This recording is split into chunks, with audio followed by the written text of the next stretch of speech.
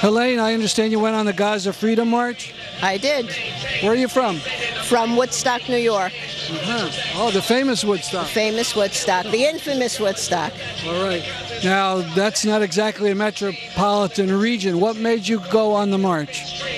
I've been involved in the issue for the last couple of years, been working with a group called Middle East Crisis Response Group, which is out of Woodstock, and we do a lot of work.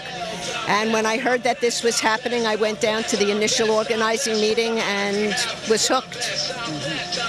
And when you got to Cairo, what did you see? What happened?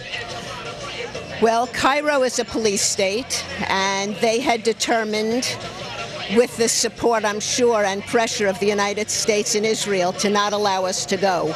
So even though the organizers had done everything that Egypt had asked us to do in terms of giving all kinds of information, phone numbers and passport numbers, they, at the last minute, decided to rescind all of the permits that they had given us to meet. So originally we were going to meet for one night for an organizing meeting. There were about 1,600 of us, and they decided that any meeting more than 6 people was illegal. So we had to be very creative about how we got together. And so what did you do? Did you get involved in some of the demonstrations in Cairo? We did. We demonstrated every day. You could pick and choose which demonstrations you wanted to be part of. I found it very frightening. The police were all over the place, fully helmeted and batoned and shields. They had everything. And here you're an American citizen. We give Egypt billions. Did you feel protected from the American embassy and such? We weren't protected at all from the American embassy. In fact, there was a group that went to the American embassy, and they were pretty roughly handled there. One of the kids was thrown over a barricade, and that had to be with the support of the Americans, because the Egyptian police wouldn't have done that otherwise.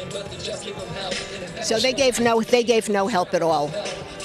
And did you get to see any other part of the Middle East besides Cairo? Before we went to Cairo, I traveled with my husband, my 20-year-old son, and my sister-in-law, and we went to the West Bank. So we were there for about only 4 days. We were stopped by a snowstorm on this end. But it's one thing to read about the wall and to hear about the wall and to see pictures of it, and it's another thing to stand right next to this wall and to see what Israel is doing to the land of Israel and Palestine. It's horrifying. They say the wall's for their security, the Palestinians are all terrorists. Right, well, we know that that's not true. You know, the wall is there to give Israel more land and to make life so intolerable for Palestinians that the Israelis are really hoping that the Palestinians are going to move away. I mean, that's the dream. You were there for 4 days. What parts of the West Bank did you see? We were in East Jerusalem, and we went to a community where houses are being taken over by Israel. The Palestinians and all of their appliances are, thrown out onto the street.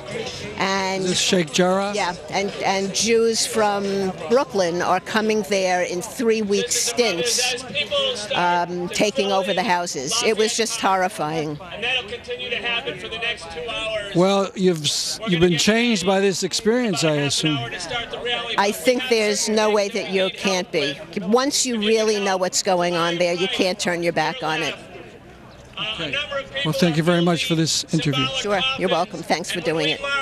Thank you.